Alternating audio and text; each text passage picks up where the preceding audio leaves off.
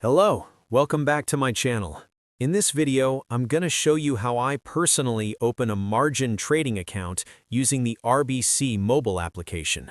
So once I open up RBC, I go down to the bottom right and press on More. From there, I scroll down to where it says Products and Open an Account. On this page, I head to the bottom and press on Investments.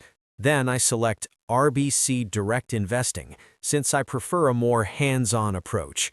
Once I'm in that section, I scroll down to where it says Choose Another Account. From there, I go to Margin Investment Accounts and open the drop-down.